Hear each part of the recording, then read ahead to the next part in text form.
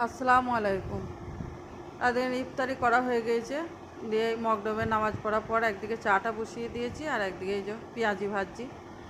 মানে করে রেখে দিয়ে গেলে আগে করে নিলে, ইফতারির আগে করে নিলে হয়, কিন্তু আমি ঠান্ডা জিনিস নিজেও পছন্দ করি না আর ছেলেদেরকেও খাওয়াই না।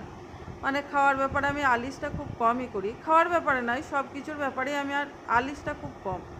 মানে অলসতা দেখালেই হয়তো ঠান্ডা জিনিস খাবে কি নোংরাতে থাকবে, ওই জন্য সব কিছুই আমি মানে শরীরে কষ্ট হলেও মানে ঠিকঠাক করে যাই। যেমন ধরেন গরম পেঁয়াজিটা যেটা খেতে ভালো লাগবে সেটা ঠান্ডা খেতে ভালো লাগবে না, হয়তো যদি অলসতা করে আমি ওটা ইফতারির আগেই বানিয়ে রেখে দিই তাহলে সেই ঠান্ডা খাবে ছেলেরা, আর সেটা আমিও পছন্দ করি না।